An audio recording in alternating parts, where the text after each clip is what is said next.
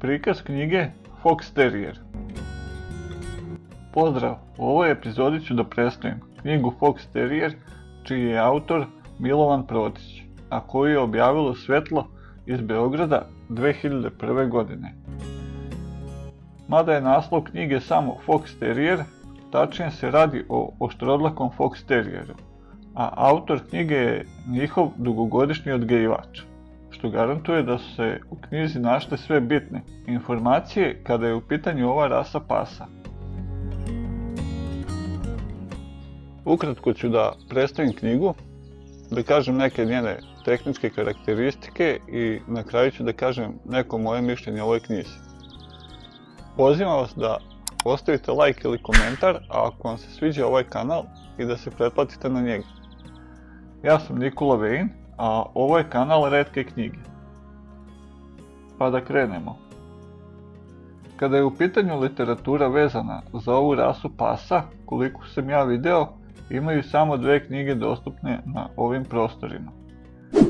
Kod ove knjige pri pogledu sadržaja se odmah vidi da ju je pisao autor sa dosta praktičnog iskustva i da je probao da u jednoj knjizi prenese sve bitne informacije koje mogu dobro doći onima koje interesuje rasa Fox Terriera. Mada je u ovoj knjizi uglavnom opisan oštrodlaki Fox Terrier, ona može biti interesantna i ljubiteljima kratkodlakog Fox Terriera.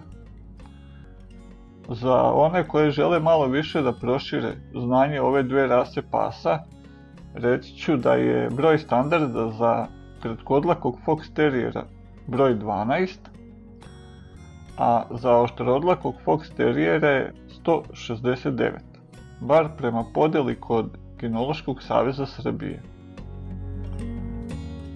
Knjiga se bavi malo istorijom i onda ide na prikaz standarda.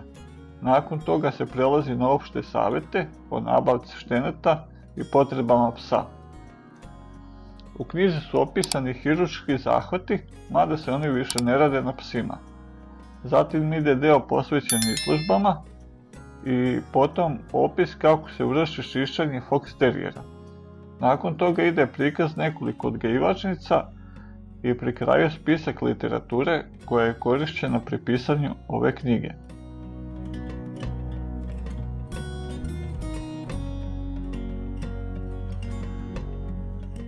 Što se tiče tehničkih karakteristika, ova knjiga o Fox Terrierima ima meke korice, spajanje listova je obavljeno lepljenjem, što se tiče ilustracija njih čine uglavnom crno-bele fotografije koje su dobrog kvaliteta i crteži koji su odličnog kvaliteta, a koji pomažu da se bolje razume ono o čemu se piše u tekstu.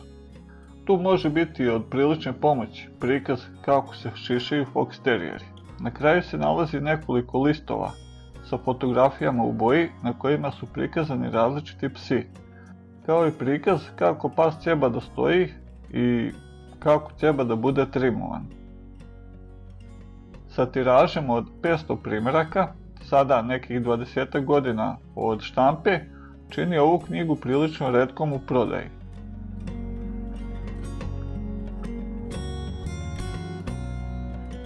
Što se tiče nekog mog mišljenja vezanog za ovu knjigu, mogao bih reći da je solidna polazna osnova za sve ljubitelje Fox Terriera. Šteta što se autor nije udružio sa nekim ko bi napisao 1 ili 2 poglavlja o kratkodlakim Fox Terrierima, što bi svakako bio veliki plus za ovo izdanje. Za neke iskusnije odgajivače ili dugogodišnje vlasnike Fox Terriera će možda sadržaj da se učini kao slabiji izvor informacija, ali sigurno da će oni da nađu neku informaciju koju nisu znali ili bar da se podsjete na neke od njih.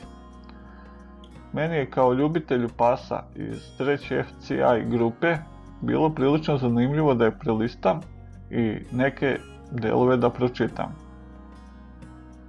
Ovim polako završavam ovaj video i pozdravljam vas do naredne epizode.